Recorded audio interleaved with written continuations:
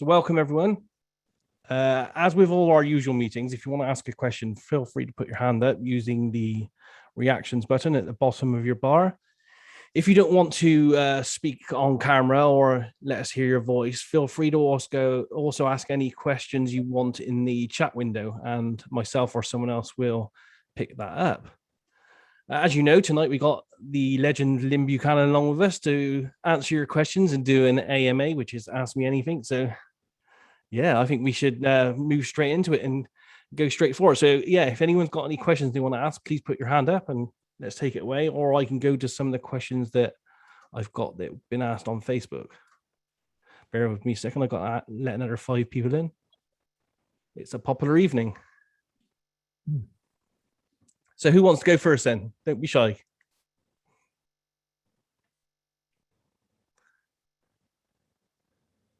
Go for it, Don. I thought it might be you. You're still muted. Okay, I should be good now. Yeah. Okay, Lyn, I've got a practice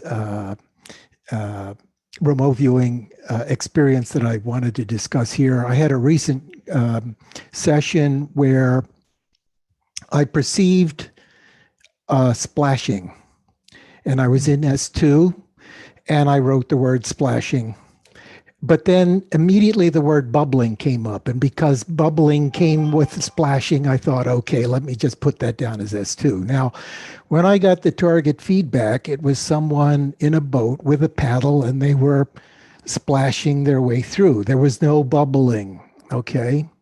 And it occurred to me later that even though bubbling was a valid S2 word, maybe I should have declared that as an AOL. And I've never really thought about something like that before. If it was close or whatever, I would have just put it down. But now I'm starting to focus into these things, and I don't know whether that's a realistic thing. Am I supposed to realize, oh, that popped into my head because I thought of splashing and bubbling is the next thing that, my left brain came up with, but put that into AOL? I mean, that's the question. Does this make sense?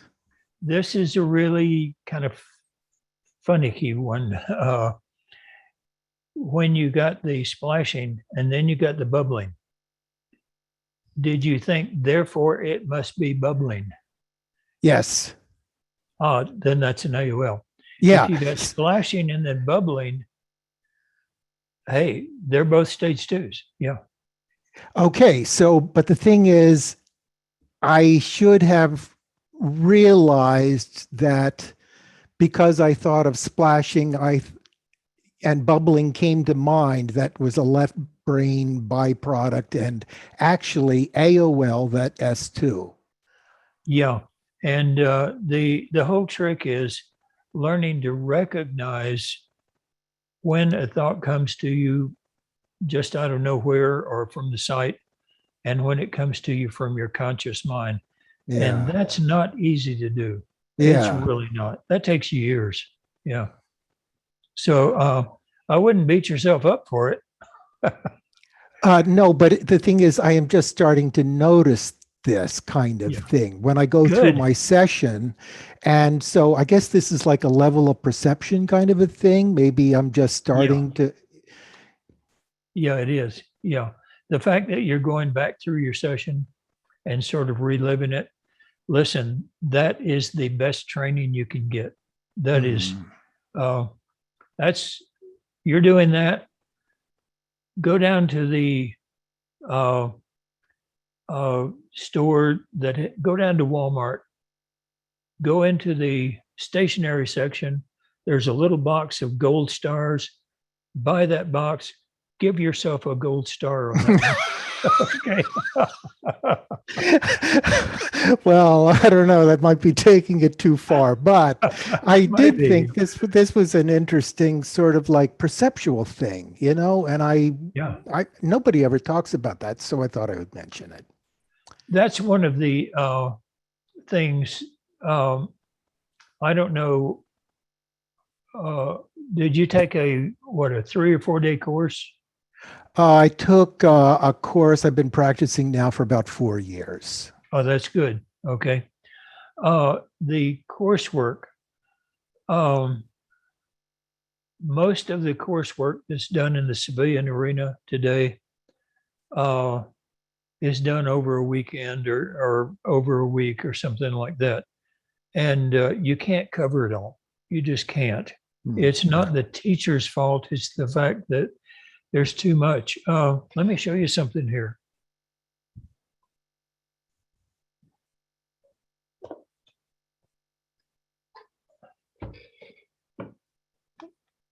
The Controlled Remote Viewers Instructor's Manual. Wow. And it's incomplete. So, you know, it's, we're talking about the human mind here. And you can't teach everything about the human mind in 4 days. And so this is why practice, practice, practice, and staying with your instructor is very important. Paul Smith knows CRV inside and out, but he can't teach it in 3 days or 4 days. And so you keep contact with your instructor. Coral's here. Coral is a fantastic teacher over in Italy. And when you start with a trainer, you stay with that trainer because they have more than they can impart in just a familiarization type thing. And you know, many trainers will charge you for additional time or whatever. I don't do that, but yeah, stick with your trainer. It's really important. All right. Thank you very much. I'll get off my podium here and stop preaching. No.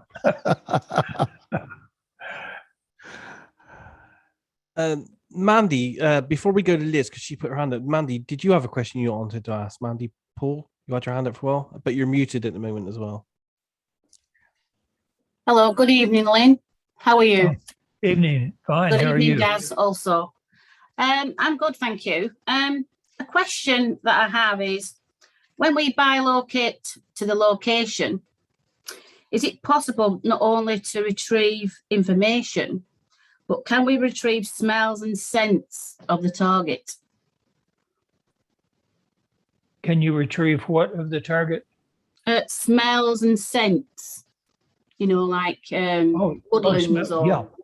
If you totally bilocate, okay. Ingo said bilocation is where your mind is half at the viewing table and half at the target. And that's where you're getting information and reporting it. And yes, absolutely, you can get smells, taste, you can feel the wind on your face and everything else. There's a situation that goes beyond that Ingo said, told monitors, never let a viewer do. And that's where instead of bilocating, you totally locate to the target. It's called perfect site integration. You can't tell you're not there. And you forget all about the table, you forget all about reporting and all that. And so in things like that, you can't help but get the smells and the taste and the feels, and you can walk across the street, you can do things, you can touch things and all that. Ingo says, do not let a viewer do that, because then when they finish and come back, they give you a quick summary. They don't give you details. And so, but yeah, even in the bilocation, where you're experiencing the target and still at the table, yeah, you can pick up the smells and taste and everything else. Yeah. Well, why I asked this question is I'm still practicing on a regular basis. And there was this target where it was actually a rust spot on somebody's PC, but it was the shape of a squirrel. Okay. So when I viewed the target, it took me to woodlands, and I could smell wood I could smell the pine trees, and I could just smell everything that was actually there.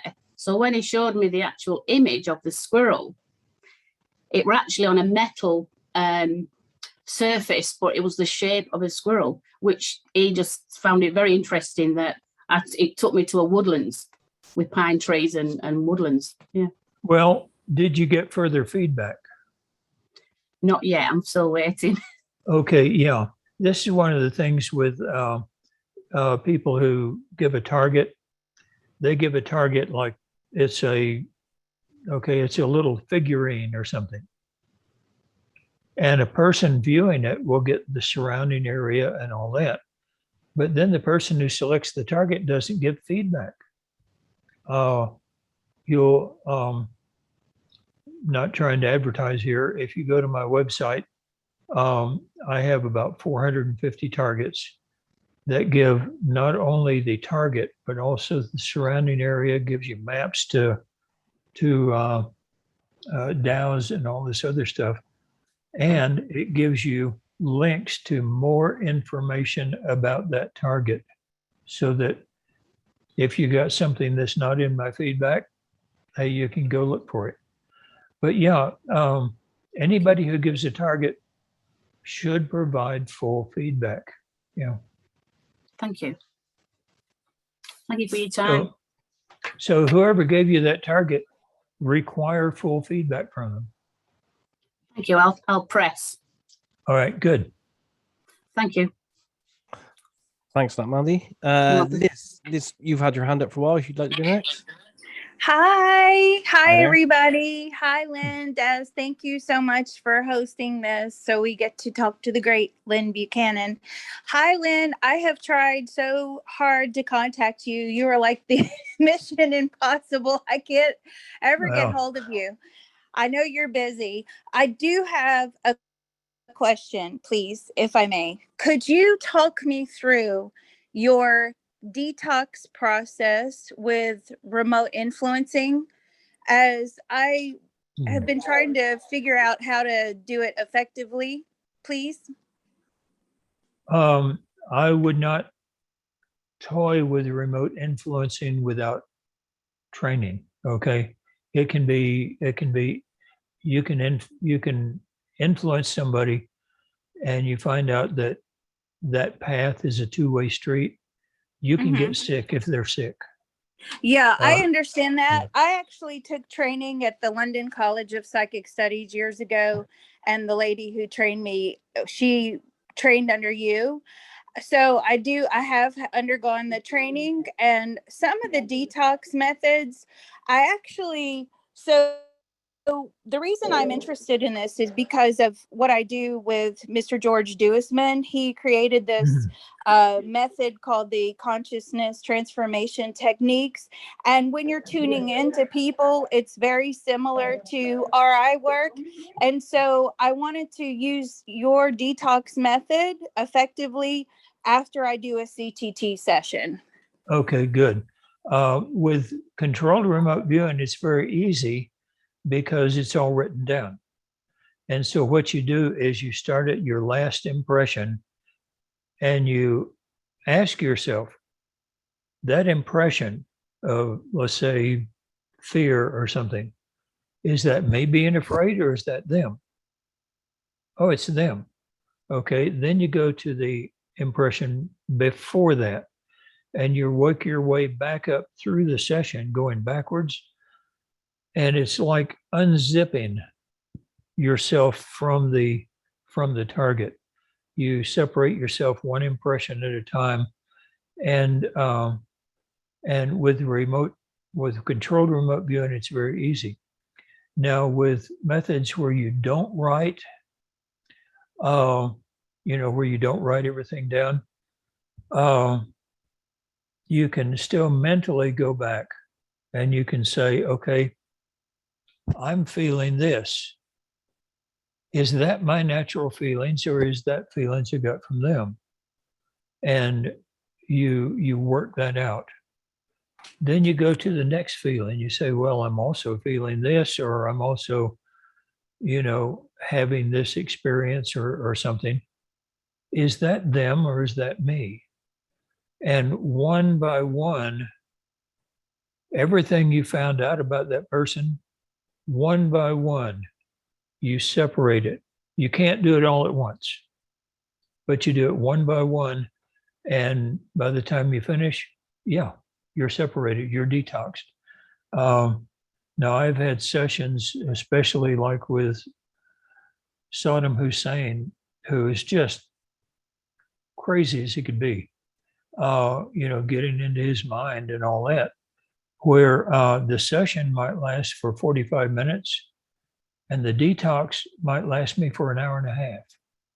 So, but it's very important. The detox is very important if you're going to be doing that. Yeah.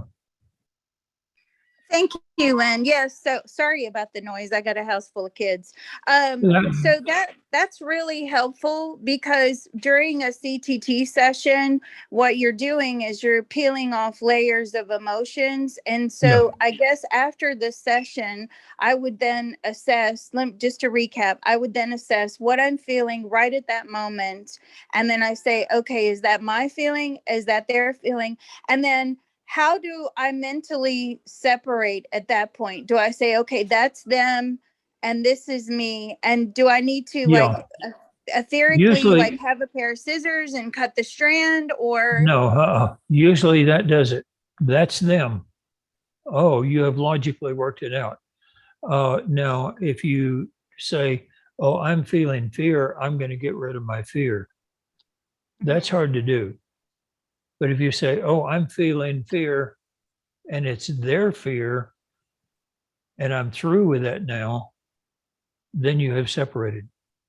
So it's usually that simple. It really is. Okay. I also have created some new RI methods, and I would love to run them by you sometime if you have a chance. What is the best way to contact you, please? Like you say, it's very difficult. 4 years ago, I died. They brought me back 11 times, and finally it stuck. And I'm now transhuman. I've got a machine in here keeping my heart going. And the last time they checked the machine, I had 95 episodes of AFib over the previous 6 months. This time, over the last 6 months, I've had 532 episodes of AFib, each lasting generally more than 4 hours. So at this point, if I catch the COVID, I think I'm toast, And so because of that, I am doing everything I can to get all these videos made, to convert all of this into training videos that will get as much as possible out and available to the public, just in case. And so generally, I'm not answering phones, and I try to answer emails, but I get like 80 emails a day after getting rid of the spam and all that need to be answered. I can't answer them. So I understand. Well, you look great. We appreciate you being here today. You look wonderful. You look like you've been on a health kick, and you look great. I have. Yeah, you look fantastic. I'm trying. Thank you so much. But I would really love to share these methods with you so that you could, I think you would find them quite useful. And I think that maybe you would possibly like to include them in your videos. So just, I'll send you an email, and if you have time to respond, so be it. Yeah, I keep the emails. I don't delete them. And, every chance I get when I'm not doing something, I'll go in and plow through some emails. So very likely I will answer. I'm just not sure when. Thank you so much. All right. Thanks for that, Liz. Thanks, Lyn. And I think I speak for everyone here that, we're wishing the best for you. And again, thank you for coming along and spending the time this evening. Oh, yeah. Thank you for inviting me. Yeah. I don't have any more hands up in a moment. For the people that have just joined, because we've had another 20 or so people join, what we usually do is you can put your hand up using the reactions button if you want to ask a question, or if you don't want to speak, feel free to add your question to the text window, the chat window. I have one from Pat that came in just now, Pat McDonald. He asked, I don't think, I know the answer to this. He asked, though, has Lyn and Daz compared their remote viewing sessions of the Ark of the Covenant? Because I did it for a Farsight project, but I think I saw one of your sessions on it many years ago, in maybe even in Stargate Archives. I'm not sure. Yeah, the Ark of the Covenant. I did a very lengthy session on its location, not on the Ark of the Covenant itself, and on its location, described its location. I'm not sure. I don't think I've seen yours. What did you get? To be honest, Lyn, I do so much RV, it all blends into one. I honestly can't remember, to be honest. I'd have to go back and look at the video. I remember that I saw the location as being in an almost cave-like setting. It was one entrance and that was it. Also that there were pagan figures in front of it, protecting it from whoever would come in. But that the whole thing was pretty well sealed off, and just nobody came in. So I got that it was in a highly protected location. I expanded out, and from what I described of the buildings and all, I'm AOLing that it's in Ethiopia. That would make sense. I do vaguely remember when I looked at it, it was almost scary because there was this really strong energy power thing that I felt could be quite destructive. Oh yeah, definitely. Yeah. So I think it's probably good that it's hidden away and protected, because people would probably misuse it. Yeah. I didn't try to bilocate and touch it. I know better than that. Yeah. Okay, so I have some more questions from Facebook. Let me read some of these out. Jill Wyant asked, my question would be, why is it that the first remote viewing session that you do is more intense than later in sessions? Because you haven't developed the conflict of your subconscious and your conscious deciding who's going to be in charge. One of the things that we have tracked in database is that generally everyone will have a good session and then it drops off. And what many people, we've got a storm coming up. I'm sorry for the noise. Many people will then say, well, that's not working anymore. I'll try something else. Wrong thing to do. What you do is you stick with the method you've got. Your conscious and your subconscious mind will battle things out.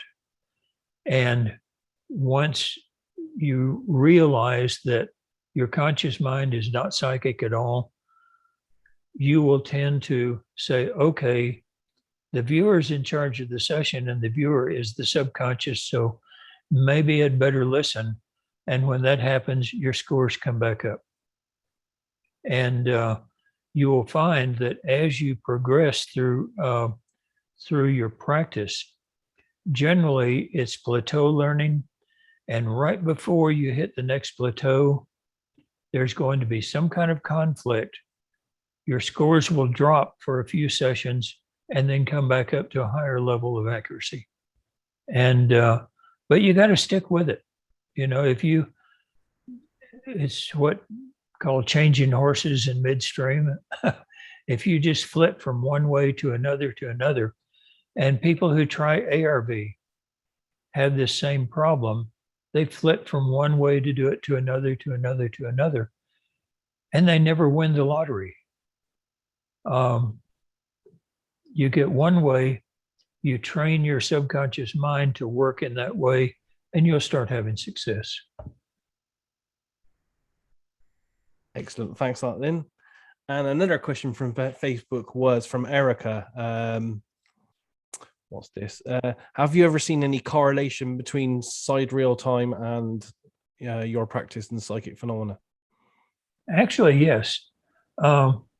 Many people believe it's whether you believe in sidereal time or not, and I think it may be a little bit different. One of the students I had was trying keeping the sidereal time on all of her sessions, and it never worked.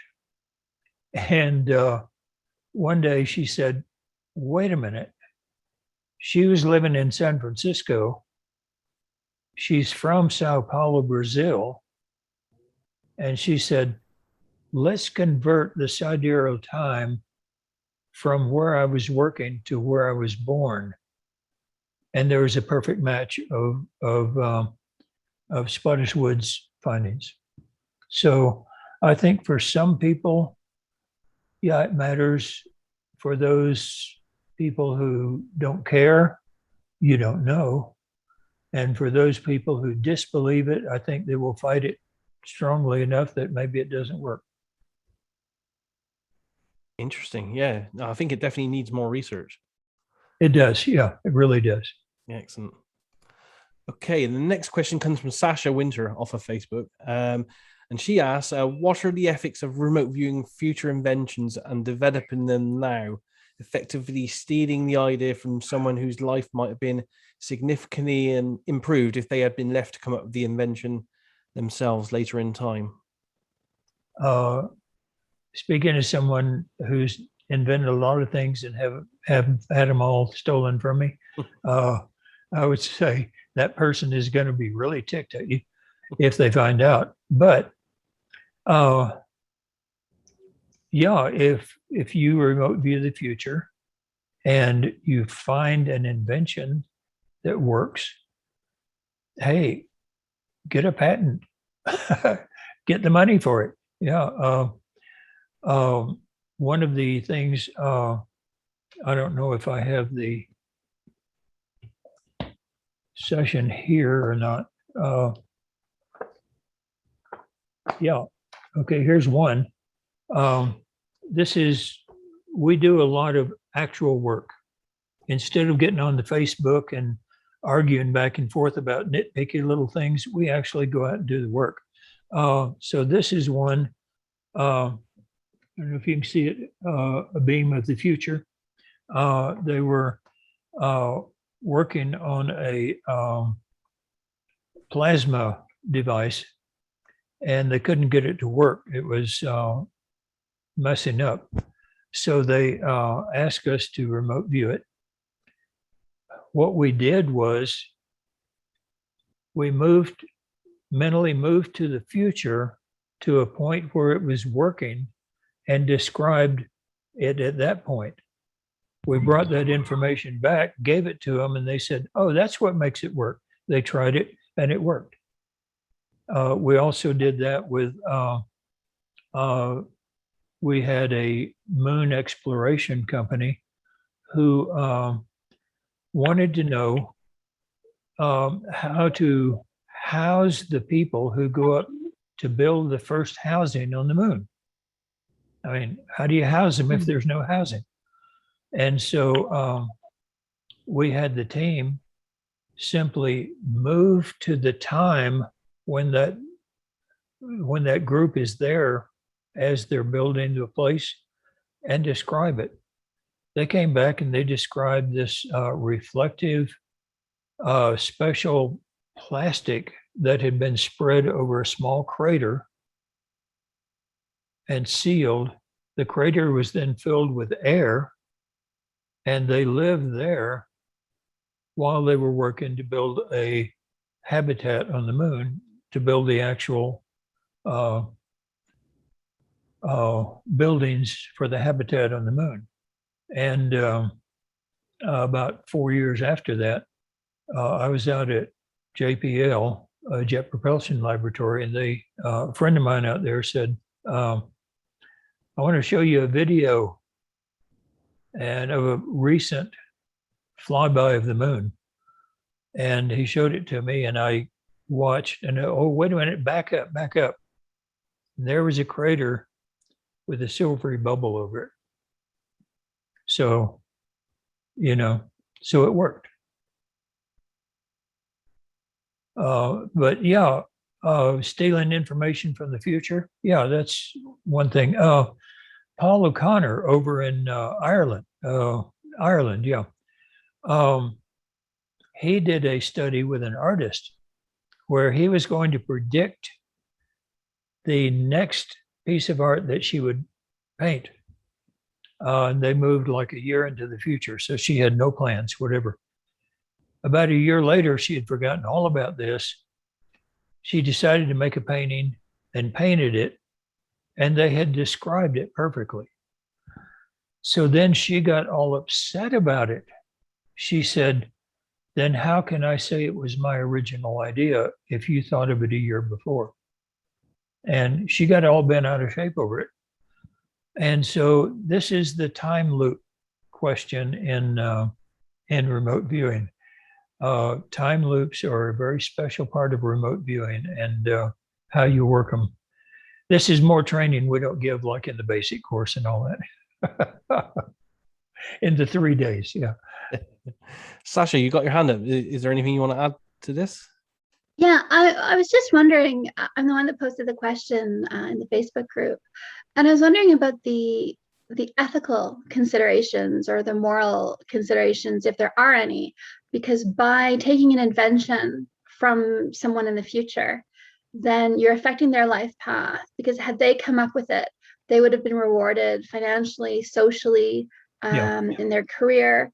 And so you're effectively stealing in a way that has negative consequences on the potential for their lives. And are remote viewers just okay with that, or is it just a battle of whoever can kind of hold on to their idea and protect it best?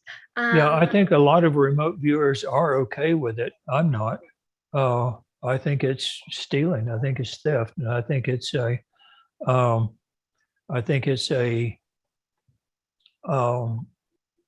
unethical thing. There's also the thing of, if you view the future and you view an invention that's already there, and you come back and you tell somebody about it and all that, then history will show that it's your invention and you're stealing from yourself. So this is the time loop problem. And the ethics of the time loop can get really complex. But yeah, stealing from other people, but then you look at it, the military applications that we had, we were stealing foreign information, saving lives by doing it. So the ethics get very complex. But ethics is a very important part of remote viewing. Yeah. I feel like it's often overlooked. I feel like people get so excited about what they can do that they forget to think about the longer term implications on that moral code. Right? That's right. And I think much more emphasis should be put on ethics and morals of remote viewing than is being put on it. Yeah. I'm glad you brought this up. It's an important part. Yeah. Thank you. Thank you. Yeah, I agree. I think we've had previous discussions on this, and I've battled with this myself, because I've said to people, even when I work for the police on missing persons cases, and they have asked me to track killers and serial killers, I feel conflicted, because although I feel that they may have done wrong officially, until there's proven in a case in a court of law, then they have their right to, their certain right to freedom. So I'm very conflicted in doing that myself. Yeah, and here's a thing that we've run into many times. Somebody will write and say, we have we're looking for a person, we're looking for somebody, they've gone missing, and the police won't help us And so, can you help us find this person?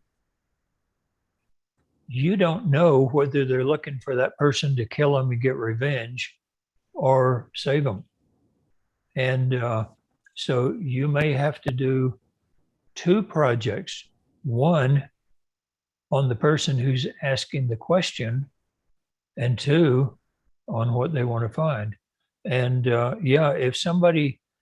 when somebody says, the police won't help us, I tell them anytime there's a missing person or a crime, we work through the police only. The police aren't always clean either, but we work through the police only because for one thing, even if they're trying to help, they may go out and trample a crime scene and destroy evidence that is needed. So we only work with the police in cases like that. Excellent. Thanks for that. Sasha, did that answer your question, or did you have anything else to add? No, I think that was good. It's something that I would like to see incorporated in the training. I don't know. I've only been trained by Paul Elder, but I don't think it was sufficiently covered, and I'm not hearing from other remote viewers that that's a big part of the training. And like Lyn said earlier, training, you're trying to teach so much in 3 or 5 days. So I understand. Yeah. But Yeah. I do think it could be prioritized. Paul took basic with me. I don't know if he took intermediate and above that with anyone else. On my website, I have a list of the certified CRB trainers, and all of us use the same manual. If you train with one of us and the schedule for the next class doesn't meet your schedule, look for one of the other certified trainers. Their training will pick up right exactly where the other one left off, and using the same manuals, the same terminology and all that. And so I would caution people that it's really best to use a certified CRV trainer if you're going into CRV. If you're going into something else, yeah, there are experts in that too. So make sure that they're not just teaching you something they thought up. Make sure they're experts. Thanks, Lyn. Thanks for that, Sasha. No one's still got their hands up. I think you guys are being a bit shy this evening, so I'll read some more questions out. By the way, Paul Elder did very well in class, and I think then he went to the Monroe Institute and took further training there. I don't know. So I'm sorry. Go ahead, Des. That's okay. That's okay. The more information, the better. So yeah, I got a question from Frank off of Facebook, and he asked, did the army ever try to detect with the use of remote viewers if psychic spies from the foreign countries had obtained data from targets in the US? Of course we did. Yeah. And we also tried to find ways to mess up their sessions, to block what they were looking for and all that. But yeah, that's a part of the spy versus spy technique. Yeah. Mm-hmm. So the answer is yes. Excellent. And the next one's from Russell Roberts. Says Lyn spoke on one of Laurie's video chats about a session where he met God. I would like to ask if he could expand on that session. He stated God said to him, I can give you what I can give through you. If you remember that one. Yeah, I was tasked at one point with God, and I got myself in a dark, empty space. There was a light coming down on me, and I had no idea what the target was, but I said, who's there? And I didn't get a voice. I just started getting impressions, and I said, well, what'll you give me? I'm meaning information. What'll you give me? And the answer was, I'll give anything through you. but not to you. And I came out of session. That was it. That's fantastic. And, you know, of course, that's one of those woo ones that we don't really have much feedback on, but Yeah. when we Yeah, all, we all like, there are no pictures involved. yeah, No feedback pictures in magazines. Yeah. that would, believe me, that would upset quite a few students that I know. Excellent. It- Dom's got another question again. If you want to go for it, Dom. It meant a lot to me. Yeah. Mhm. This regards sketching. I was just having a conversation with another colleague about sketching going into S3.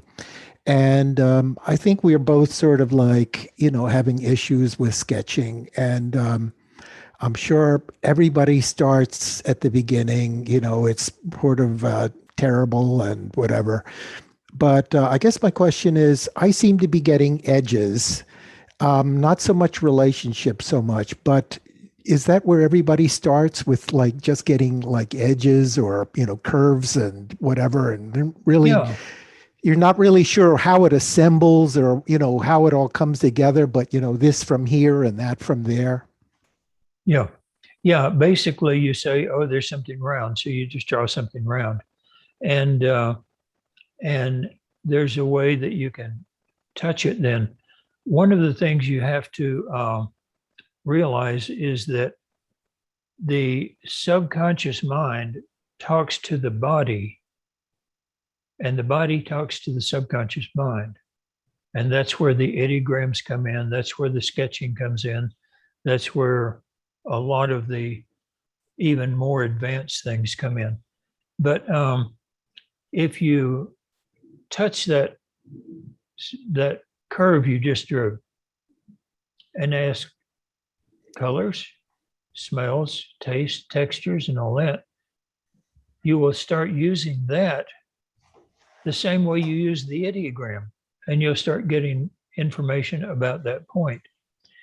Then, if you remember that once you start that stage 3 sketch, the entire page becomes a part of that sketch, even up where you've written other stuff before. And you can go over here and touch things and touch here, touch there, touch there. You touch someplace else and you get, oh, there's water.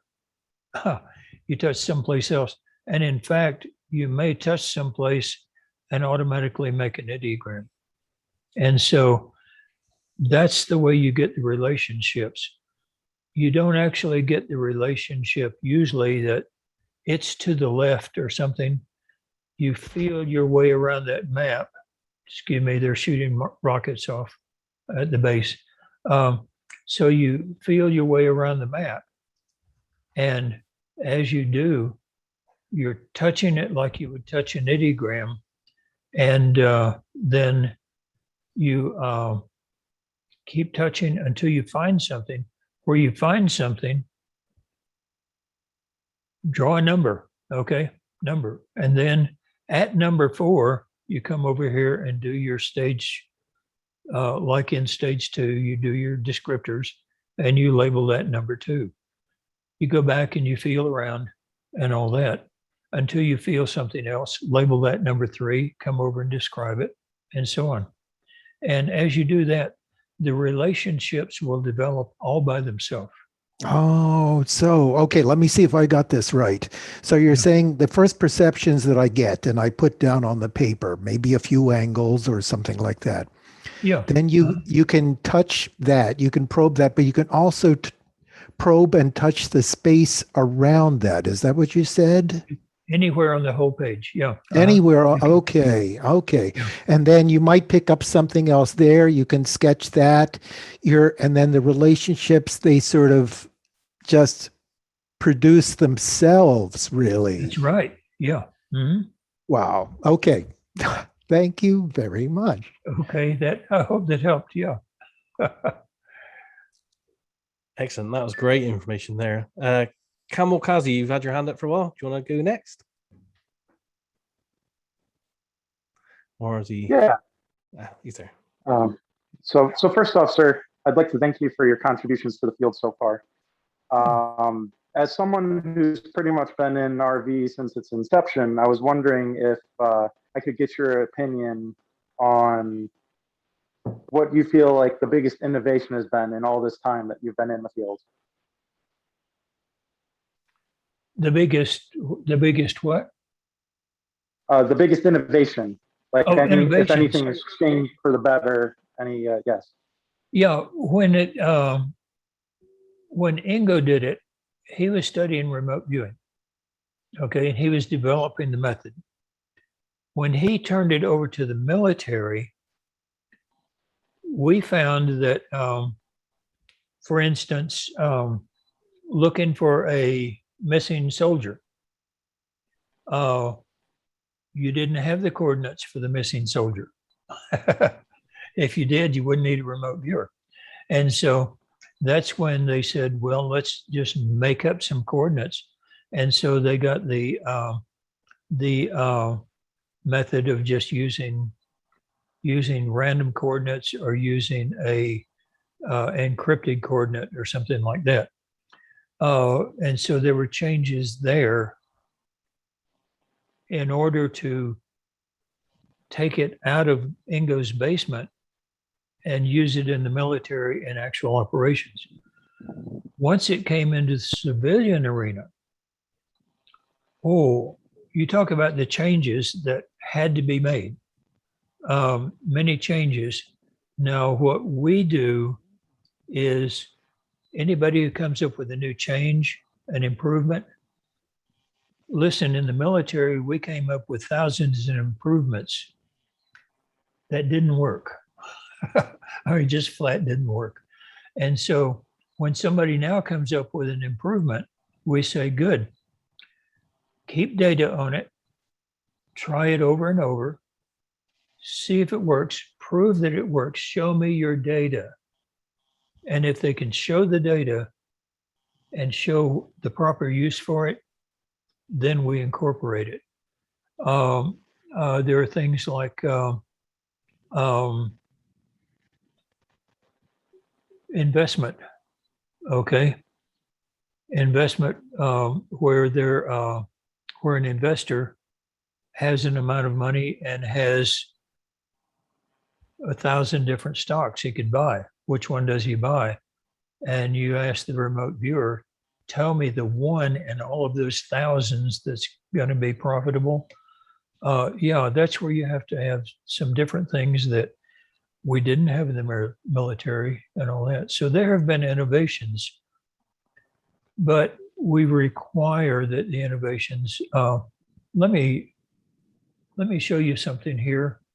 Can I share screen? Yeah, it should be free for you to do that. Okay, share. This is some of my artwork. Ignore that.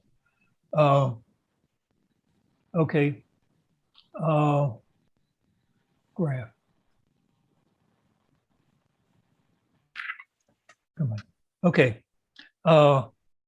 We separate things in sessions by these categories because these categories are what fits the most customers' interests in the civilian arena. Now, for the military, we would have a different set, but alignment and biologicals and so on, you know. And so we track a viewer by this viewer here. They get this many ambiance correct, this many incorrect. This one gets colors right. They don't get objects, they don't get meanings and all that. And so we find for that viewer that if we want to know the right color, hey, ask this viewer. If we want to know the right texture, ask this viewer. If we want to know the composition of something, they're 50-50, find another viewer. Okay, along that same line, let me bring this one up. I'm sorry, that's supposed to be blanked out. Sorry. Okay, this viewer here. Let's say we want to, somebody has a material, they want to find out what it is. The material that's best for an invention they have or something like that. Or there's an object and they don't know what it's made out of. Look at this. This viewer here, ambiance 108, right, 22 wrong. She's very good at this. Biologicals 38 right, 13 wrong. 1/3 of the time she's 1/4 of the time she's wrong. Composition 236 times and 82 wrong. Hey, this is a good person to figure composition. So then let's say we want them to figure composition and tell us about the texture of it. Okay. 228. Can you see my cursor? Yes. Okay. Yes, sir. 228 correct, 85 wrong. And yeah, they're good at the textures. Temperatures 99 to 11. Oh, yeah. Perfect. So this person would be the correct person to task for finding the composition. Look at this.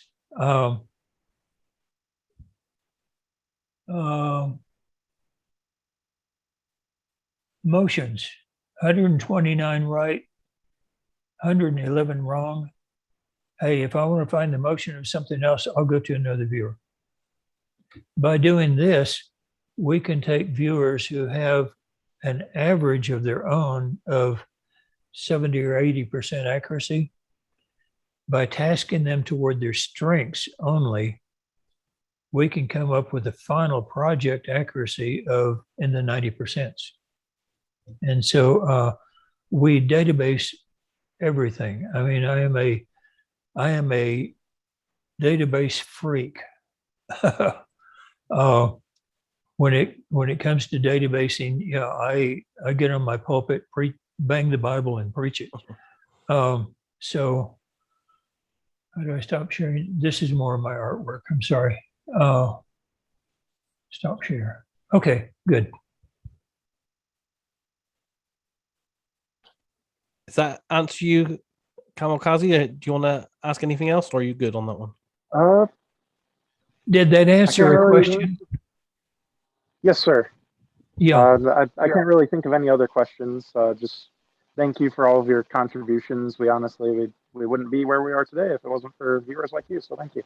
Well, I hope we keep advancing. I feel like we're still in kindergarten.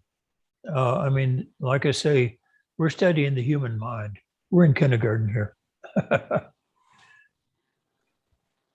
I agree with you. Excellent. Thanks, guys. And next with a hands up here is Erica, if you'd like to go next. Thank you for very much for this opportunity. My question would be about perceiving humans and the difference of perceiving humans and animals. It might sound odd. What I noticed is that on occasionally good sessions, the way I perceived that in the picture, there are some people, I would actually perceive their gaze as to where they would be looking at.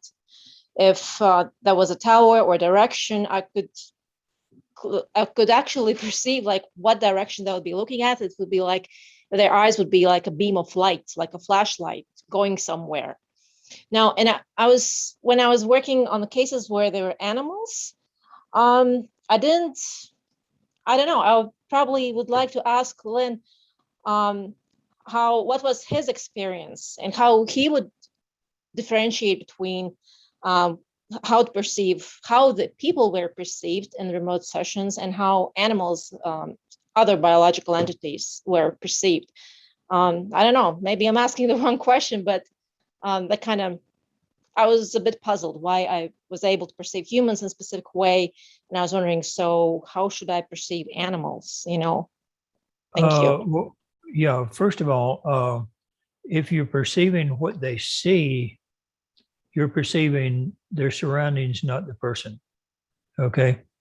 And so don't get distracted if your task is to perceive the person. Personally, all the encrypted coordinates I get, are encrypted.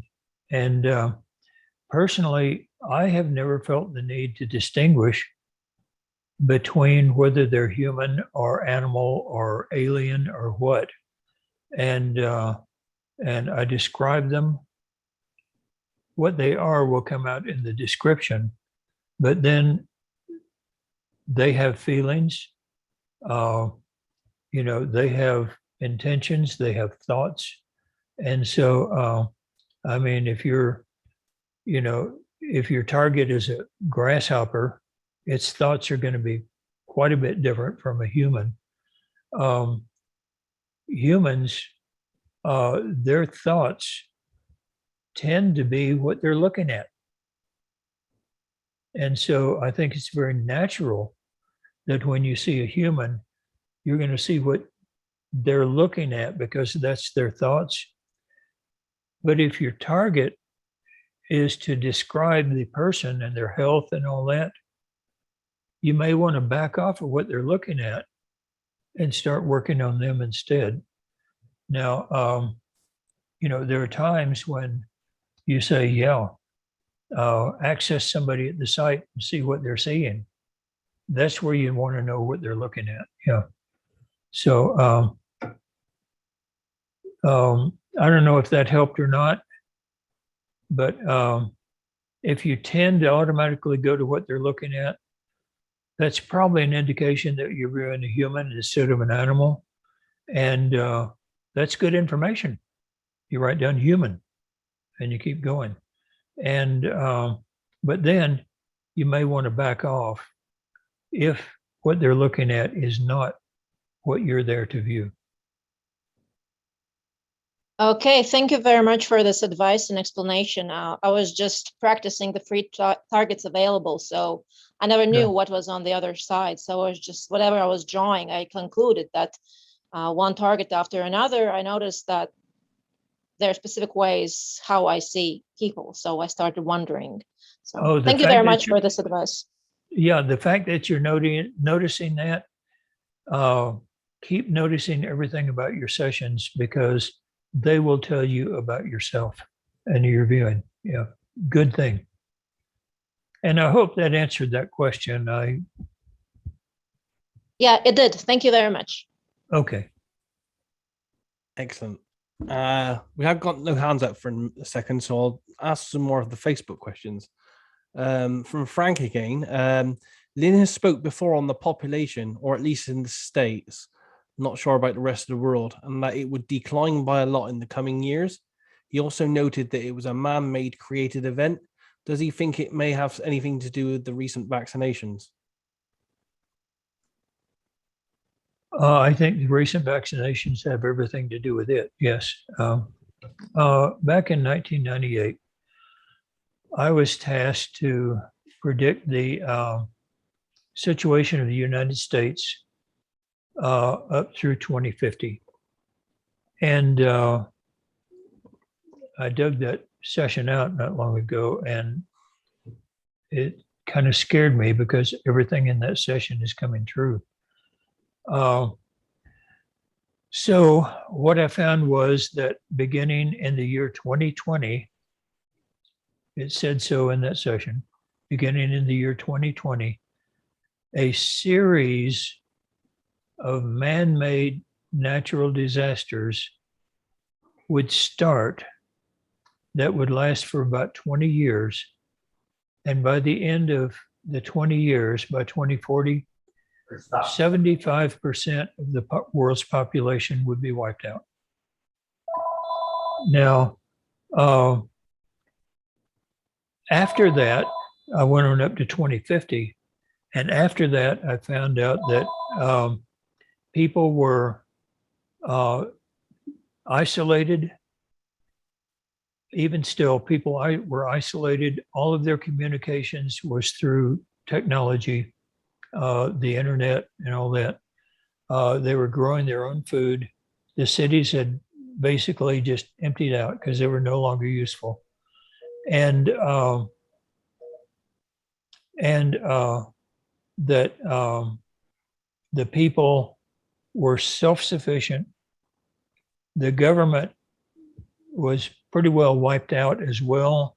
And now then the government was for the people, not for the politicians. And that from 2040 to 2050, which is where I had the cutoff, for the survivors, everything got better and better and better.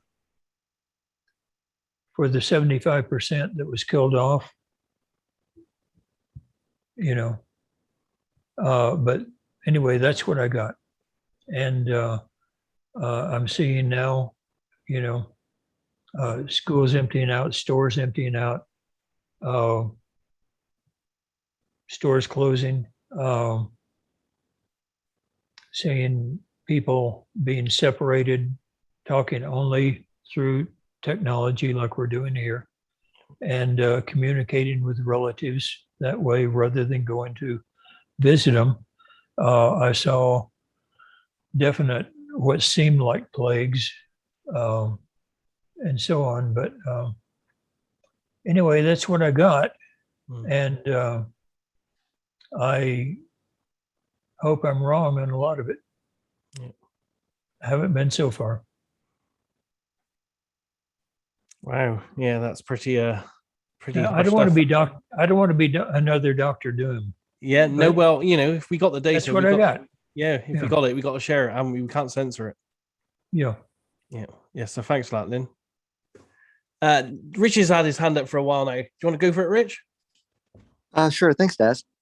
And hi, Lyn. I kind of wanted to go back to Sasha's question, or not so much her question, but what you said after that with time loops. And I was just curious what your idea was on, how can I put this? I guess when I think of remote viewing, the future aspect, like the plasma project that you were talking about, you remote viewed a point in time in which that worked and then described it, and then they were able to get it to work. Right. So obviously that kind of goes back to the whole idea of if your future self comes back in time and gives you the plans for a time machine, where did the original plans come from? Since then you would have had them, and then you're not thinking about it to create it. So it kind of creates what I'm assuming you meant by time loop. So I was just interested to kind of hear your philosophical, theoretical ideas on that, if you have any. Okay. There are a lot of paradoxes when you get to time loops, but time loops can be usable. In fact, ARV, if y'all are familiar with ARV, I know Marty says you view the target and all that. You don't. In ARV, what you do is you set up a thing that will be permanent, that will happen in time. So the first ball on the pick 3 lottery tonight comes up a 5. And you have set up a chart that says, if the ball is 1, I'm going to taste some vanilla. If it's 2, I'm going to taste some chocolate. If it's 3, I'm going to taste some vinegar. If it's 4, I'm going to taste salt. If it's 5, I'm going to taste Coke, Coca-Cola, whatever. And so at 7:30, they draw the first ball on the pick 3 lottery, and it comes up a 2. Okay. 1 hour after that, you give the viewer some chocolate because that's what you set up on your chart. Okay. Now, the viewer says, the viewer is not tasked with the lottery at all. The viewer doesn't even know they're working the lottery. But the viewer says, at 8:30 tonight, what do I taste? I taste chocolate. He reports that, and the person who is tasking him knows what number to bet on. Okay. And that's the whole procedure for ARV. It doesn't have to be taste. This chart that showed people's strengths and weaknesses. Yes. If they're strong in sounds, hey, give them a sound. If they're strong in colors, give them a color as feedback. But in ARV, you're making a time loop. You're saying, okay, move to 8:30 tonight. What do I, in this case, taste? I taste Coca-Cola. Okay, tell me that. I bet on a 5 because I know the 5 is going to come up. Okay, and then you go forward, you provide the feedback because it has to be there. If not, they won't taste anything. And you move on up from that. You've done a single time loop and out the other side. Okay. Now, the time loops that repeat, where the result of the time loop depends on the input, that's going to repeat and repeat and repeat. And those get extremely paradoxical. And that's a whole nother thing. Yeah. Time loops are fascinating. They really are. They are. The reason I'm fascinated by remote viewing is because it just seems like it's another tool, an innate tool that we have to probe how reality works. And by experimenting in that way and seeing how certain things like that work, I think it can tell us quite a bit. But one time I was talking to Ingo and I was talking about time, and I mentioned, having learned remote viewing, I learned that time is not anything at all like we learned in school. First of all, it's not single direction, past to future and all that. That time is not what we learned in school. And he said, wait until you find out the truth about space. I'm still waiting for that one. We all are. Yeah. Thank you. I'm sorry. I have a direct follow-up. I was wondering if I could ask before the conversation moves. Yeah, Grin. Yeah, I was all done, Grin. So that's. By the way, if y'all haven't watched Grin's pictures on the sessions that he does, watch them. They're extremely good. Go ahead. I'm sorry, Grin. That's very kind. You distracted me for a second there. My question is, so you just said that you're in ARV, you're setting it up so that something definitely happens. You're going to give yourself the feedback, and unless the associated event took place, you wouldn't have had that flavor, so you wouldn't remote view it. But on the other hand, unless the feedback takes place. Unless the feedback takes place. Yeah. Right. But I'm wondering if this conflicts a little bit with something else when we're talking about timey-wimey things, because if I understand before, you've given an example of paradoxes where, let's say you remote view the location of a criminal at a certain time and you provide that information to the police, and then the police go and apprehend that person and they're never at that place at that certain time. Right. In that case, the feedback doesn't take place, but the remote viewing is still effective as to the original intent of the tasking. Right. And so how does that differ from the feedback being required for ARV to work? Because it would seem like you wouldn't need the feedback for ARV to work in that case if the case of the criminal being caught early is possible, then you wouldn't actually need to provide the feedback. You would only need to correctly predict the event, and then you could just go party instead of feeding yourself the thing. Right. But the problem is that the difference is in ARV, you view your feedback, not the target. Okay. And you set it up so that come hell or high water, that feedback will be there. You set up that situation. Now, in things like the police, we have an analogy of the arrest at Joe's Bar and Grill. where you say at 9 o'clock, they say, where will the criminal be at 9 o'clock? You say Joe's Bar and Grill eating dinner. At 8:30, they hide in the bushes. He walks up, they arrest him at 9 o'clock, he's in jail. You were Right. wrong. You did not set up a firm and definite future event. So what you were viewing is the future as it was the moment you viewed the target. The future can change. And this is one of the things that we find out about prediction, predictive targets when you're remote viewing, not ARV, but when you're doing regular remote viewing, is that the future will change. And it's not that much different from the weatherman saying, tomorrow the sun will shine. And the next morning, the weatherman comes up and says, there's no sun today, because changes took place. And so he's predicting the weather as it appears on his radar and all that, as the way it appears it's going to be. And with changeable futures, you face this thing. If I predict that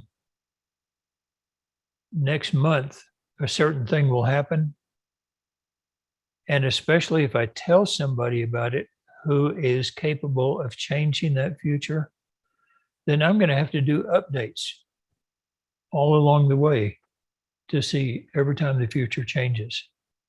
So this is the difference. ARV, you make that hard and fast, come hell or high water feedback, and you make sure it happens, and that gives the viewer more accuracy. And just predicting the future in regular remote viewing, yeah, the future is going to change. Yeah. Okay, I think I get what you're saying. I'd still be curious to see a real comparison of feedbackless ARV versus ARV with feedback. That's been done. And the without that firm and hard feedback, it pretty well drops to chance. I've seen a lot of ARV drop to chance either way. I'm still picking my way through John and Deborah's new book. By the way, that I'm sure a lot of people have come across it, but John and Deborah have a new book on ARV that's out electronically at a good price, or if you're in Kindle Unlimited, it's part of the subscription for right now, and I'll have to look into it to see if it addresses any of that concern about the effect of feedback or no feedback in ARV. But thank you for talking to me about it, Lyn.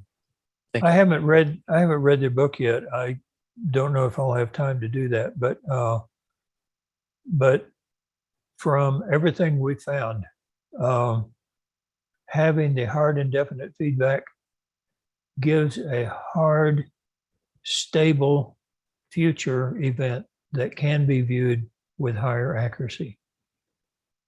Perfect. Thank you, sir. I hope that helps. Yeah. Excellent. Thanks for that, guys. Nate, you've had your hand up for a while now. Do you want to go next? Yes, thank you, Daz. Hi, Lyn. It's such a pleasure to be on this call, and thank you ever so much for your time. I just wondered, because I'm very new to remote viewing, are there any known limitations to remote viewing? And is it actually possible to interact with objects, or in actual fact transport them from the remote location? I think I read somewhere that Ingo Swan may have alluded to something similar to that.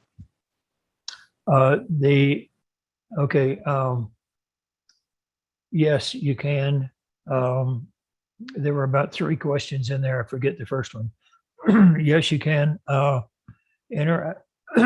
excuse me. Yes, you can interact with objects. Wait until you do a mind probe of a rock. That's an experience. Very slow session, but yeah, you can. And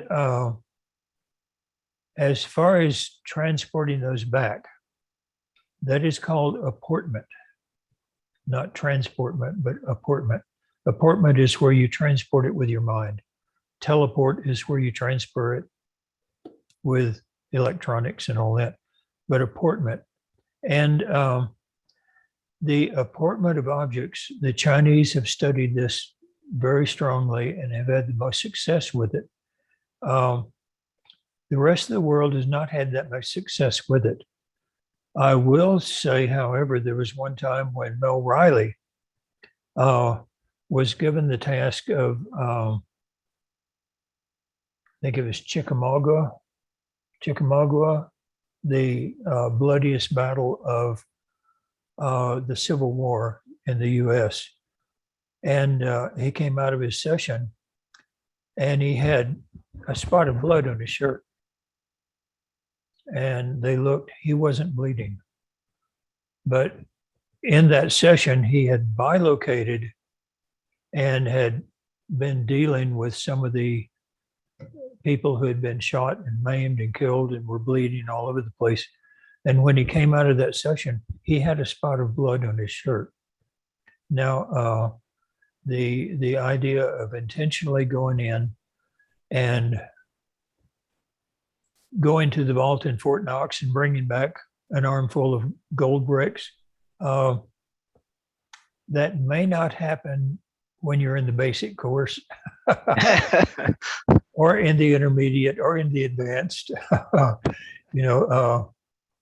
but is it possible? Theoretically, and from instances that we've heard of, yeah, I think it is. I really, it's never happened to me, but if it starts happening to me, Fort Knox, lock your doors. That's fantastic. Thank you ever so much for that, then. Thank you. And God bless you. Thank you. Thanks for that great question, Nate. Don, you're up again next. Okay, this one is about psychic defense, and let me sort of like try to set this up a little bit. I recently had a remote viewing session. It was the Tunguska event where I experienced a physical manifestation of heat, flop sweat. I thought I got COVID virus. I stopped my session and the manifestations went away. At that moment, or after thinking about this for a while, I realized there's more to remote viewing than just simply, writing stuff down and whatever. There's actually things that can happen. Yeah. Right. So this introduces the notion of, I don't know what you would call it, psychic defense or something like that, an awareness. Well, I guess, first of all, have you experienced this, and do you have any comments about it? Oh yeah, I've experienced it many times. Getting sick, getting dizzy when the person being when that's an effect of the person being targeted. One time, I was told, I'm blue-eyed. One time, I was told that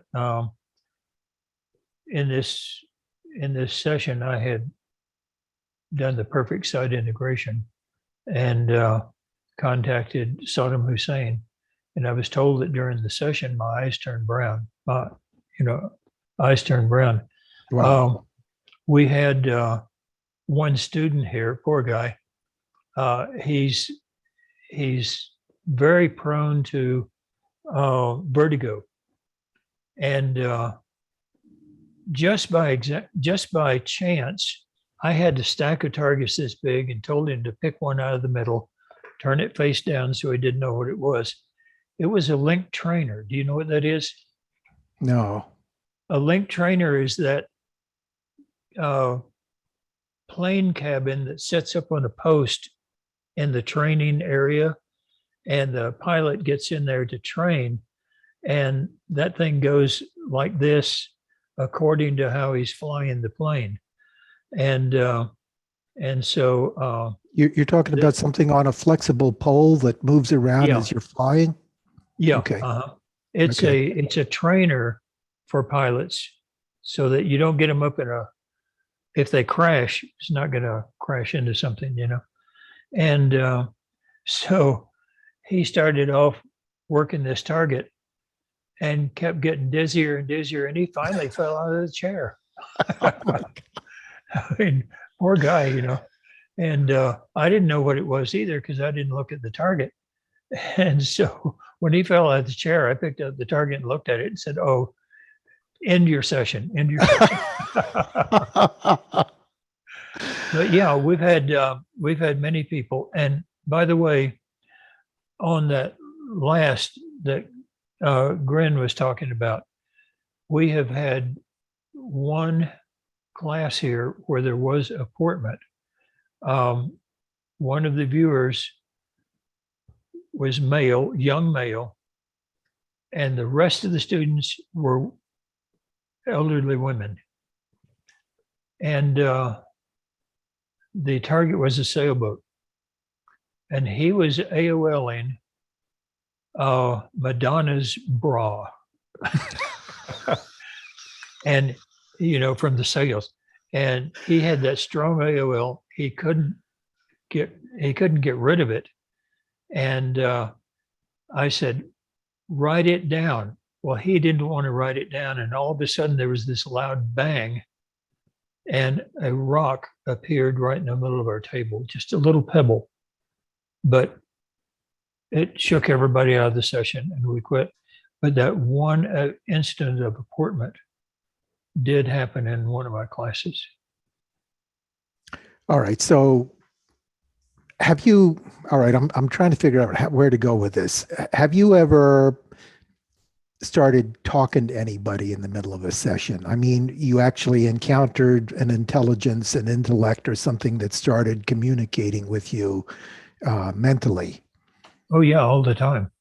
Yeah. Okay. So that was one of my strengths, and that's one of the things I got tasked to do a lot in the unit. Yeah. So do you feel that you need to defend yourself in this situation, or is this like a perfectly natural thing and it is no issue? Well, we take this up in the medical apps course, defense, you know, self-defense for the viewer. And I had learned those tools, those defense tools. And so when I am in conversation with a person, I mentally make sure I'm standing off away from that person, talking to them. I'm not getting into their head. I'm not getting, you know, now my subconscious is talking to their subconscious. So I'm not getting the lies they would tend to tell me if we were conversing. But yeah, I stand off, I observe. I do not identify with that person. So if you encounter someone, you intend mentally that you want to stand back. Is that what you're saying? Yes. Yeah. Okay. So you don't want to blend with them, or you don't want to. Right. When you're in stage 4, you go into the SI column, what Ingo calls the EI column, and the EI column is a two-way street. Very definitely a two-way street. I mean, it is designed for mental telepathy. Most people don't teach that either. But yeah, in that column, you can put yourself at a target just distant from the person you're viewing, you're targeted to view, and you can start holding the conversation. And it's definitely a two-way street. Okay. So aside from that heat that I experienced, you're saying that you go ahead. Yeah. That heat you experienced is just the fact that your subconscious talks to your body. And also that there's this energy that's stored in the matrix, or whatever you want to call it, that my subconscious perceived, right? That's right. Yeah. Mm-hmm. Yeah. Okay. So is there anything else I don't know? in Oh. terms of like, experiencing unfamiliar things. You might have some. Probably a lot, but I'm right there with you. There's probably a lot I don't know too. Okay. All right. Well, we can end Like I it there say, then. like I say, we're in kindergarten here. Yeah. Yeah. Thank you very much. Thanks, Don, for sharing that one. Up next is Russell Roberts. You had your hand up for a while. Hi, Lyn. It's a pleasure finally to speak with you. Hey, I had a question about shadow people. Have you had any experience with shadow people? And I had a second question. Have you ever talked to this or communicated with the subconscious of an alien being? And if you could explain that, if that's different than humans. Okay, that's two questions, and let me get the first one first. Shadow people, yes.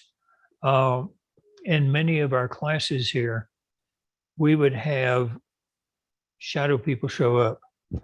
One time, the viewer was stalled, and usually when the viewer stalls, I'll jump in and get them started in their session again. This time, there was one of these shadow people there, and I didn't because I was wanting to see what was going to happen with that.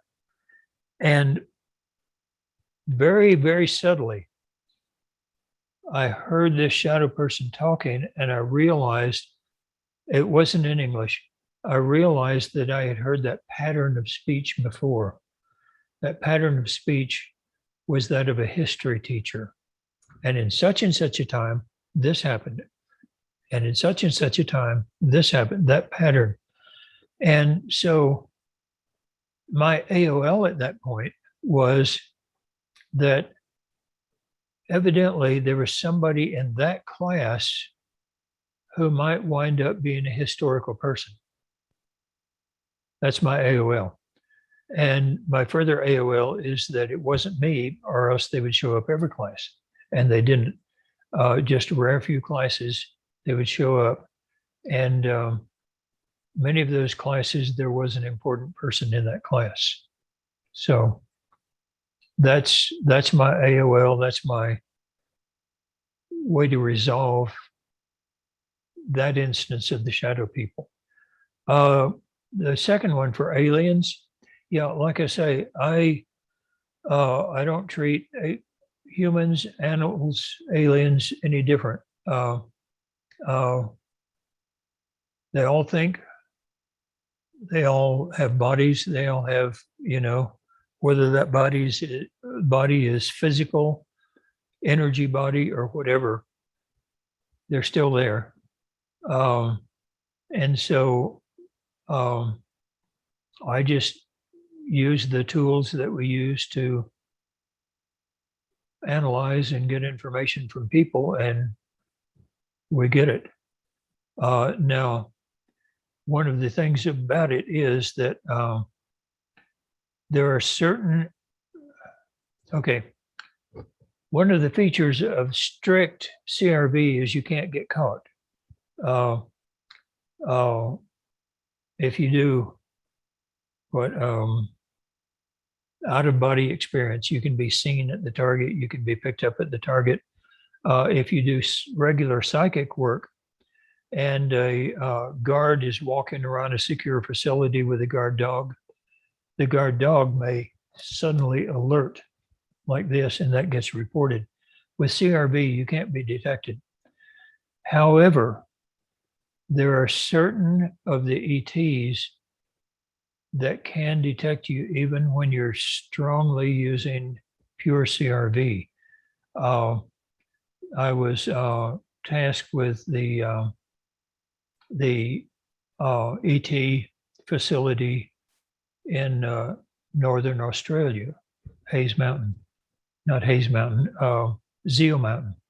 And Hayes Mountain is up in Australia. They have another one there. But I was tasked with that. I wound up being there and had the bilocation. And all of a sudden, they just let me know. We know you're here. It's okay. Look around. And so I did.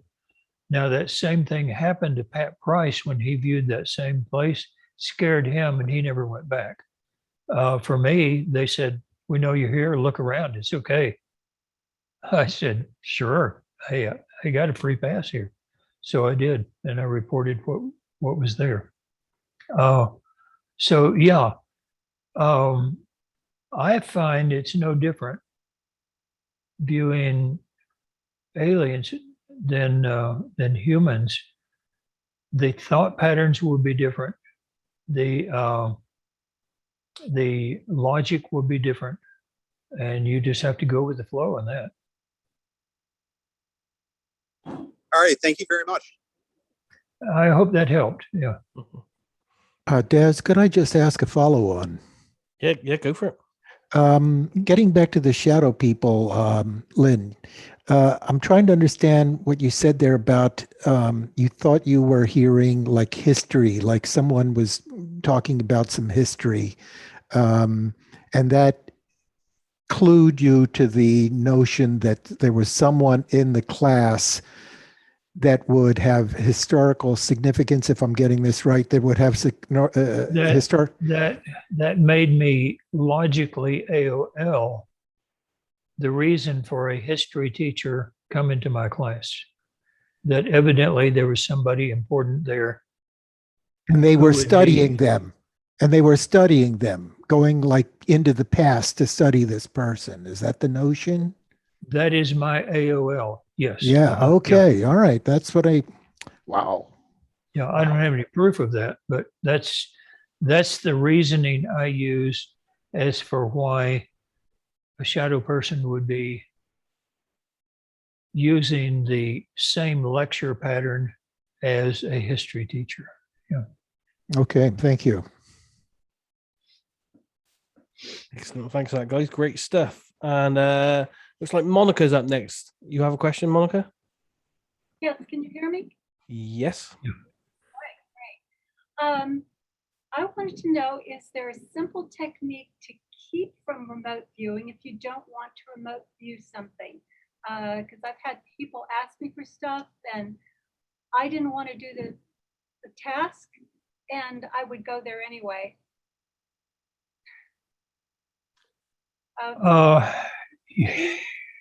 You have found one of the sticky parts of remote viewing. Once your subconscious realizes that somebody's listening to it, finally, it wants to talk. And once your subconscious realizes that you have given it the authority to talk, it's going to talk. Okay. So at that point, what you have to do is also teach it responsibility. And this is part of the training of remote viewing in not only CRB, but it's many incarnations, is training it to be there on call. And at other times, your subconscious can talk to you any way it wants. But your subconscious can zoom back and forth through time all at once. It can tell you, you step off a curb, it can tell you, even though you don't know it, there's a car coming and you'll step back. It'll make you dodge before something flies by, even though you have no visual or other sensory impression of it. Your subconscious will save you in many instances by giving you a scary feeling and all that. And letting it talk is one thing.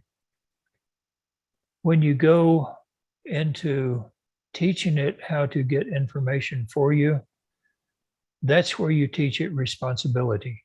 And that's where training comes in. But yeah, hey, you have let the cat out of the bag. I see the cat on your picture here. You've let the cat out of the bag. And once you get your subconscious talking, it's not going to shut up. It won't. Well, one of the situations I had was a lady called me up. She was in my yoga class and she wanted me to remote view. A couple of kids had been missing. She wanted me to find them.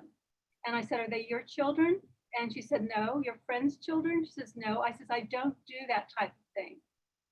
And she got mad, and we hung up the phones. And I'm in my yoga studio, and lights are on and everything. And the next thing you know, my eyes are not closed, and I'm seeing a dark parking lot. I'm in this guy's head, and his mind was not working right. And he was looking at this little girl and little boy. And every time he looked at her, it was like an electro zap or something in my head. And it happened several times, and I get disoriented every time that happened. And I couldn't think. And next thing I knew, a Silva mind control technique, which I had practiced, got me out of it. I was just automatically sort of like a wipe on, wipe off with the Karate Kid thing. It just automatically got me. And I was very thankful, because I thought I was going to be stuck in this mentally deranged man's head. Yeah. So I wonder if there's any way to prevent. One thing, you may not be separated from it completely still, but also when you get something like that and your subconscious says, well, I'm going to answer that question anyway, and you wind up experiencing it. This is one of the negatives of remote viewing. You get emotionally involved with a target. You can work your way out of that, and you can get, you see people say, I want a remote view so I can bring home missing kids. And I'm quick to tell them, you're going to see a lot of violence. You're going to see a lot of kids getting raped, murdered, killed, dismembered, things like that. Are you really ready to do this for the amount of kids you can bring home? And some people will say, no, I'm not. And other people will say, yes, the kids I bring home are going to be worth it. And the thing is that after you're exposed to that, we have ways of getting rid of the impact, the emotional impact it has on you.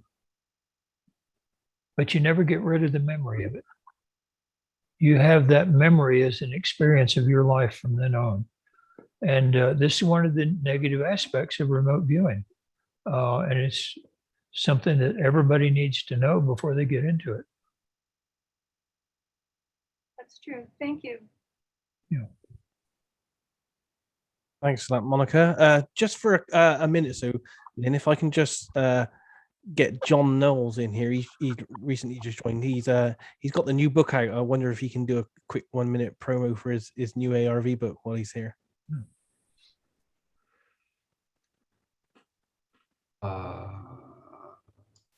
There. Okay. Put you on the spot there a bit, John. Am I there? Am I there? There. Okay. Well, I don't want to interrupt Lyn Buchanan, so but no.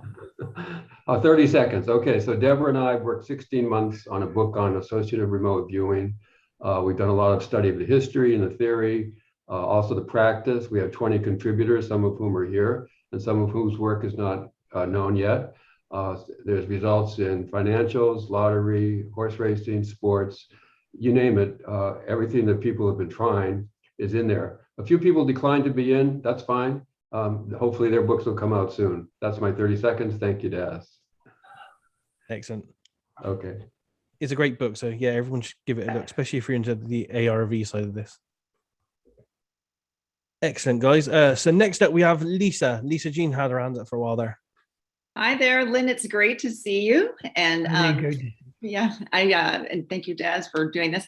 I have a question again about Pendulum ARV. As you know, I'm very focused on like changing my future and getting through the next 20 years, whatever that may bring, but using ARV as that tool. You mentioned to me once before about ARV and how to do it. You put your left arm down and your right hand over, but I don't think I got it down. Can you just remind me what that process is? Okay. Let me get a prop here. No, I can't get a prop. Anyway, one of the ways that we have found for doing the dowsing, I've seen people hold a pendulum up and they're going like this, and they're saying it's the pendulum moving. No, it's not. It's your hand moving. And I mean, I've seen some of them. It looks like they're roping cattle, man. You know. And one of the things that we've found is that if it's your subconscious that you want to remove that, to have it move the pendulum, take your conscious mind out of it. Okay. And so one of the things we do is here's the table. You put your arm right on the table. You put your other arm over it, and you've got an extremely short line between that and the pendulum. And then you do everything you can possibly consciously to hold your hand perfectly still and not let the pendulum move at all. You try hard to keep the pendulum from moving.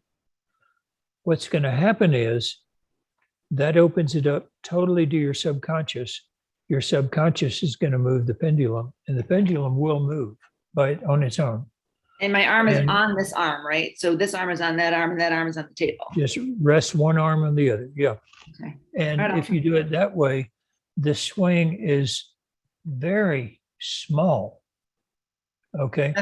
Definitely. One of the things I use is a glass marble that's clear, because it acts as a magnifying glass, and any motion gets magnified, so I can see better which way it's moving. But yeah, I have found this way to be, for me at least, gives me much more accuracy in the pendulum work. I'll give it a try. Thanks so much. And because you shared with us what you were kind of going through health-wise, do I have your permission to send some Reiki vibes your way? I'll take any help I can get. You Will betcha. do. Thank you. Thanks again. Okay. Thanks for that one. And next up is Linda. You've had your hand up.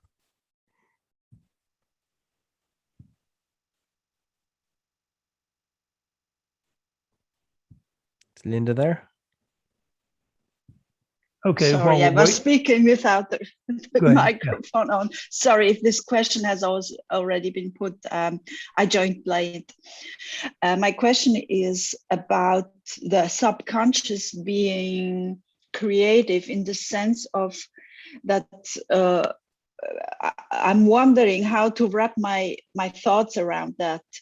If we have an assumption about reality, a subconscious assumption, and the idea that this will show up in our reality, how can I view remote viewing in this perspective without thinking that I will just receive what I have in my subconscious? That's what you want to do. Your subconscious, like in ninja training, okay? In ninja training, when you reach the 8th black belt level, one of the things they do, I got this from one of my students who is an 8th level black belt ninja. They had him kneel in a hallway with people walking by all the time with his eyes closed, and he knelt in that hallway. He was to kneel for up to 8 hours. He did not know when one of the masters was going to come by and swing a sword at him. But when it happened, he had to duck because the sword was real. It was, it was sharp and all that. And I mean, they don't mess around at that level. And so he had the awareness of 360 degrees around him with his eyes shut and all that. The fact is that we all have that capability. We just haven't learned how to use it. And so you saying the subconscious is created. No, the subconscious was there before we were. No, creative, subconscious. Oh, creative. Being creative. Yes. Yeah. So that what I believe in my innermost that's what I will perceive. So if I perceive, I will see that target, then I will. If I think I'm not capable of that, I won't. Actually, the information is there. You have to turn the session and the viewing over to your subconscious. What happens with almost everyone? They'll say, oh, I don't know what the target is, but it's red, it's round, it has a rubbery feel.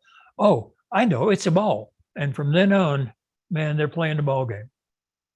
And their conscious mind seizes the opportunity to name it instead of just continuing to get impressions from the subconscious. One of the rules that Ingo had was describe, don't identify. We have an analogy. Ugg and Og are walking through the primeval forest. They're two cavemen. A twig snaps behind them.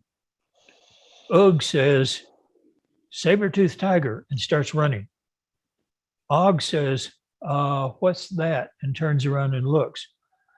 Guess whose descendants we are? All right.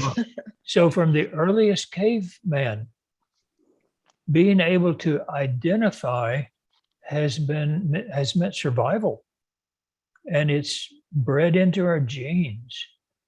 And now then all of a sudden these crazy remote viewers come along and say, oh, don't do that. Stop doing that, you know.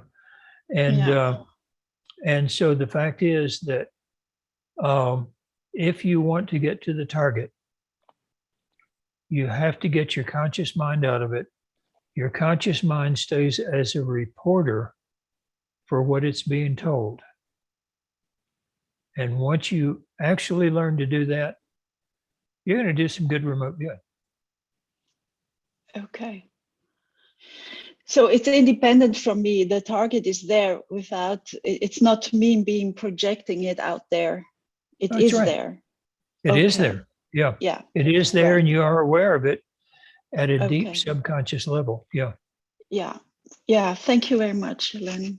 So your conscious mind is not viewing the target. Your conscious mind is listening and writing stuff down. It's taking dictation. That's all it's doing. Yeah. Yeah. Okay. Excellent. Thanks for that. And next up is Richard. Hi there, Rich. Hi, Daz. Hi, Lyn. Long time no Howdy. see. Yeah. Getting back to dowsing, do you use or teach map dowsing in your courses? Oh, yeah. And in fact, we teach the different methods of map dowsing. If you're going to use the pendulum, you can douse over a map for the spot and try to find the spot. Okay. That's mainly called scrying, I think. There is also a method for using yes, no. First of all, you say, is the target on this map? Yes or no. If it's not, hey, get another map. If it is, then you say, I'm going to draw a line down the middle and cut it into 4 quadrants. Then you say, is it in this quadrant? Is it in this quadrant? Is it in this quadrant? This quadrant? When you find the yes, you divide that into 4 quadrants. Is it in this, this, this, this? You divide that. And finally, you get down to the building where the hostage is being held or something like that. The other, that's called the sectoring method that we use. The vectoring method is where you take the pendulum at one corner of the map and you say swing in the direction of the target. And whichever way it starts swinging, you draw a line out across the map. You go to the other corner and you say, now swing in the direction of the target. You draw a line out that way. X marks the spot, but you have less accuracy. You go up to the middle of the map and say, now swing in the direction of the target. You'll draw another line across and you wind up with a small triangle. If you've done it right and you're good at it, the target will be within that triangle. Okay. And so these are basically 2 of the methods we use for map dowsing. Well, three. One is scrying, the other is sectoring, the other is vectoring. There are other methods we use for dowsing where you don't use a pendulum, and those have their various names too. Was that at all confusing?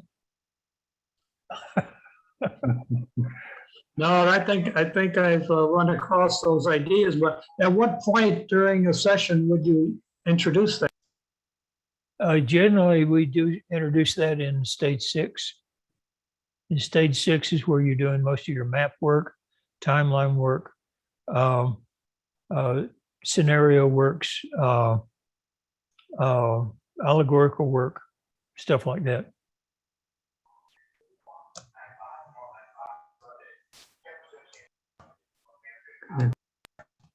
Was that something that Ingo taught, or is this one of the improvements you had mentioned earlier? No, Ingo taught a lot of that. Now, Paul Smith came up with another way, and it works as well. Paul Smith would drag a ruler down across a map. Wherever he felt a bump, he'd draw a line. He'd draw it across the map sideways. Wherever he felt the bump on that line, he would draw another line and then come down at an angle and so on.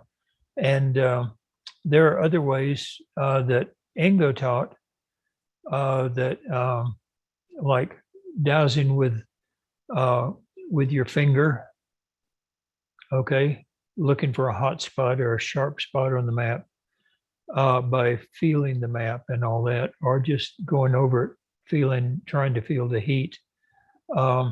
We have also found that your wrist, where you test the baby's milk, is more sensitive to heat than the finger.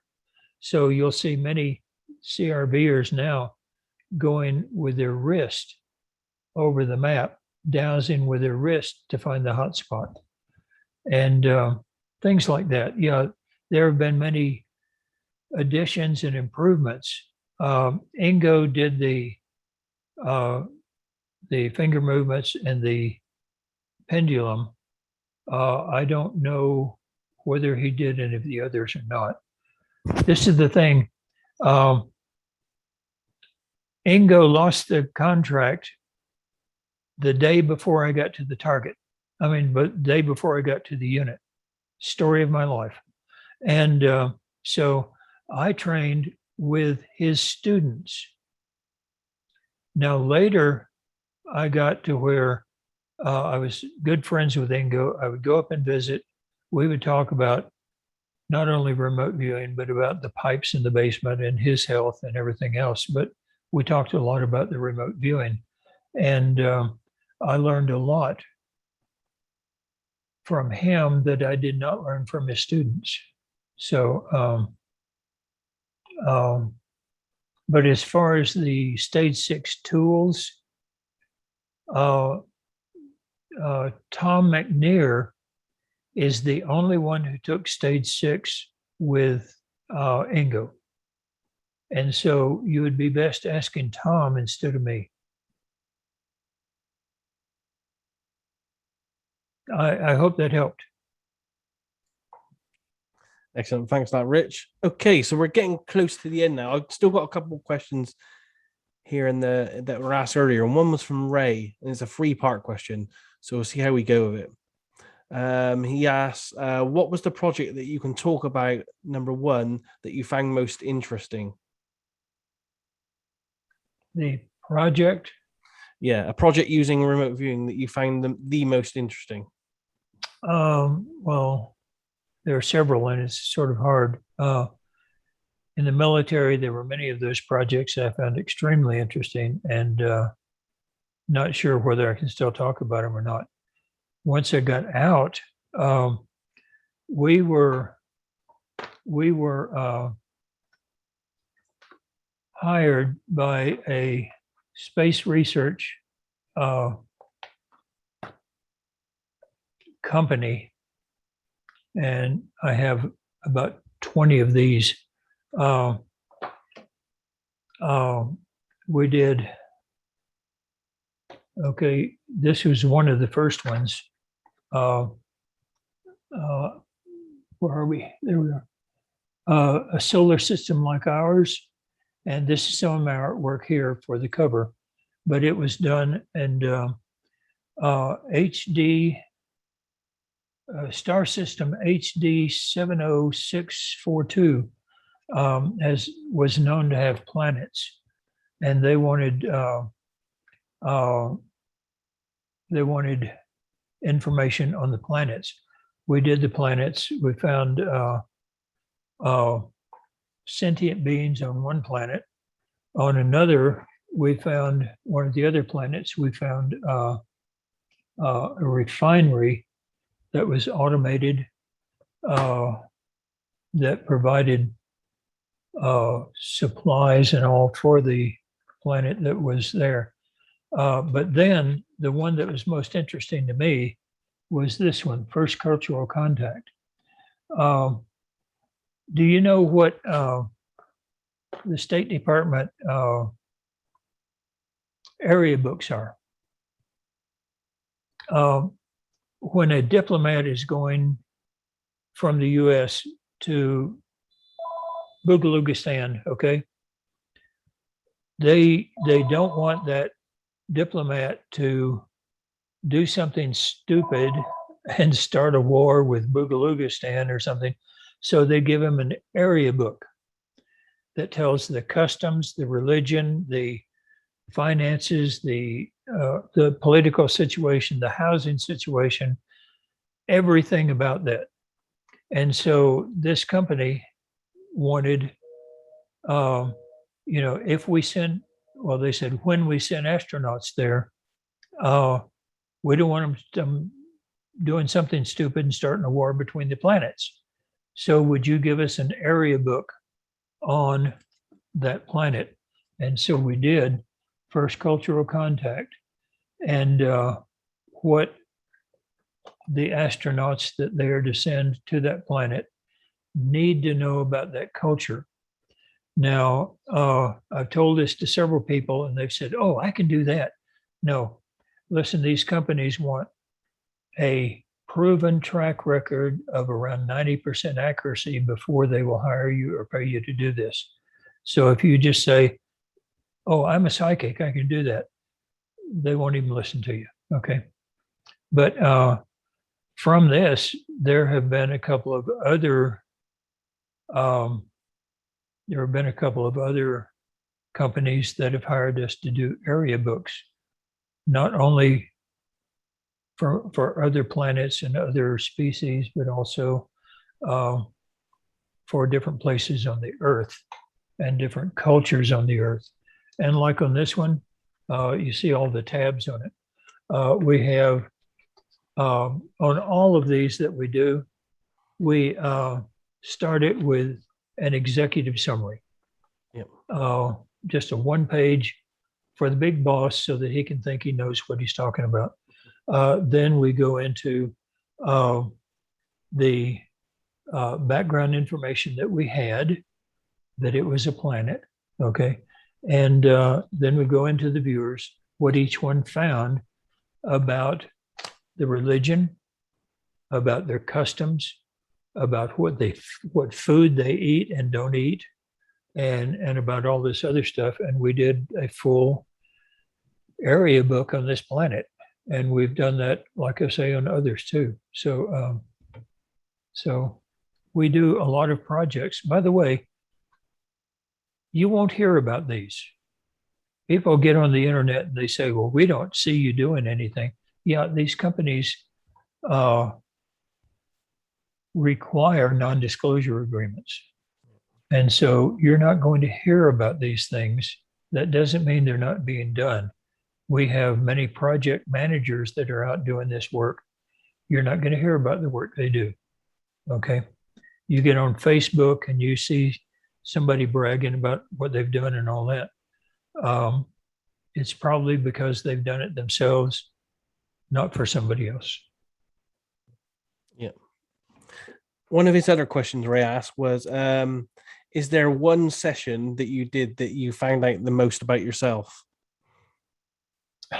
Yeah. I was tasked one time with this, given a personality profile of this person. When you access a person, there are two levels. One is personality profile, where you observe them and give a personality profile. And the other is where you access them mentally, find out their personality and everything else. So I was asked to do a personality profile on this person. And I got the feedback after the session that I was 100% accurate. And I found some things about this person that, were somewhat embarrassing, some things that were good, some things that were bad.